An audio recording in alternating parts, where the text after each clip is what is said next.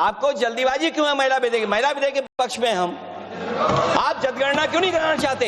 ये अध्यक्ष महोदय, आप सेंसस ये इसलिए नहीं करना चाहते हैं कि जैसे ही जनगणना होगी हम सब लोग जातीय गणना मांगेंगे, जातीय गणना होगी तो हम आरक्षण मांगेंगे, इसीलिए आप लोग धोखा देकर के आना चाहते हैं। आपको भी पर्याप्त मौका देंगे, सबको पर्याप्त मौका देंगे। माननीय अध्यक्ष जी,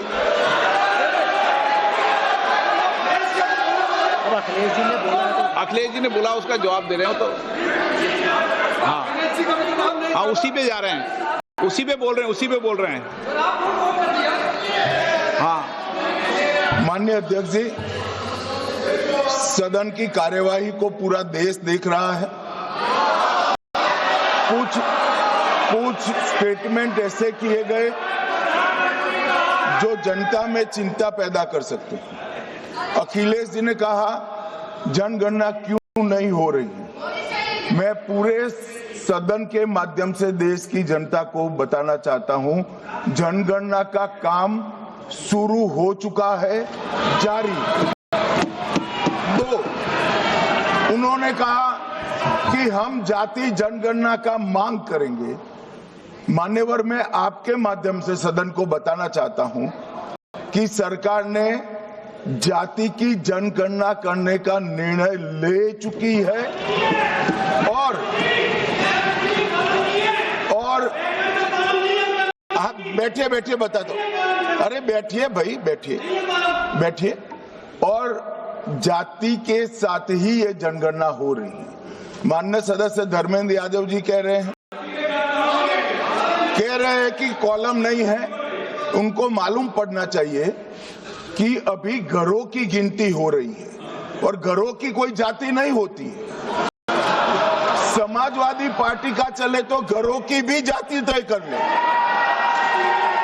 मान्यवर, जब व्यक्तियों की जनगणना होगी, नागरिकों की जनगणना होगी, तब उसमें जाति का कॉलम रखा है। ये मेरा विभाग है। मैं सदन को आश्वस्त करना चाहता हूं कि ये जनगणना जाति जनगणना के साथ ही होने वाली है। तीसरी बात, इन्होंने ये जो आपने समझाया कि नियम 72 की जो खिड़की है वो हमें लेजिस्लेटिव कॉम्पिटेंसी पर और कॉन्स्टिट्यूशनल कॉम्पिटेंसी पर बोलने की ही इजाजत देती है।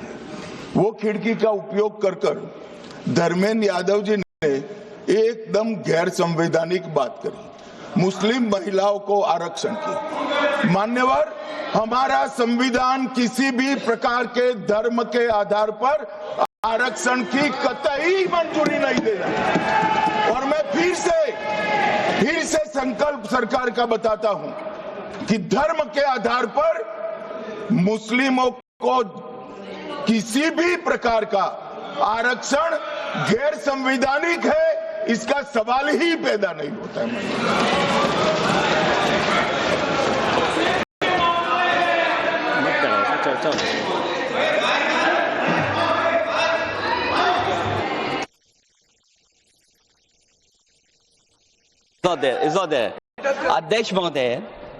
अध्यक्ष महोदय, अनडेमोक्रेटिक बात माननीय मंत्री जी ने कही। हो सकता है उन्होंने धर्म की बात कही हो, लेकिन पूरा देश आदि आबादी को आरक्षण चाहता है। अध्यक्ष महोदय, मैं माननीय मंत्री जी से जानना चाहता हूं, क्या मुस्लिम महिला आदि आबादी में नहीं आती नहीं होनी ना, देंगे। समाजवादी पार्टी सारी टिकटें मुस्लिम महिलाओं को दे दे, हमें कहां आपत्ति है? हमें कोई आपत्ति नहीं है। चलिए अखिलेश जी, जब पूरी डिबेट नहीं सर।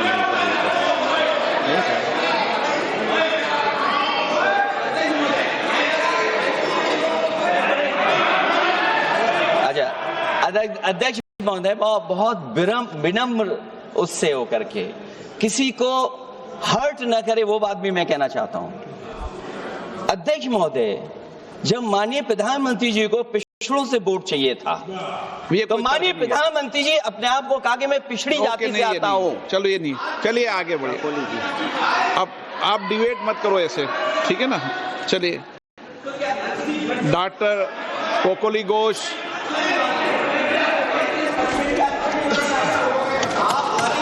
आपको डिबेट होगा तो पर्याप्त मौका मिलेगा।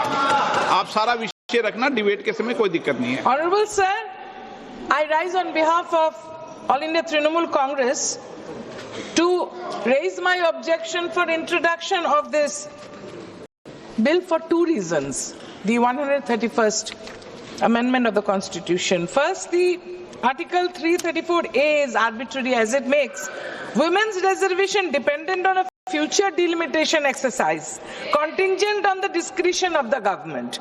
This creates uncertainty and allows the government to delay implementation.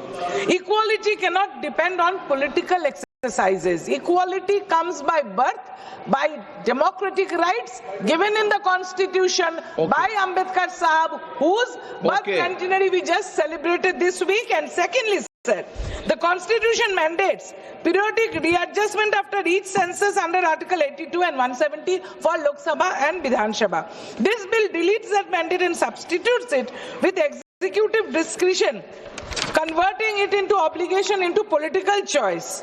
And also, women should be elected to the additional seats like All India Trinamool Congress always feels more than 33% before even 2023 when the bill was passed. And women will be elected to the additional seats created through reservation without cutting the seats of the existing male MPs. This is chauvinism, this is anti-democratic, it is unconstitutional. Thank you, sir. मुझे लग रहा है कि सदन में सभी माननीय नेताओं को विरोध बिल का करें, उसके पहले अपने मत को दे देंगे तो देश समझ जाएगा। इसलिए पूरी डिबेट के समय मत देना, अभी विधायी क्षमता पे कर लो। चलिए, नहीं वो तो ठीक है, लेकिन मैंने कहा एन.के. प्रेमचंद्रन जी समझा दो इनको। आप तो एन.के. प्रेमचंद्रन जी, आप रूल्स में बोलना, ठीक है ना? अगर आप रूल्स में नहीं बोलोगे तो लोग ठीक नहीं समझेंगे। Thank you very much.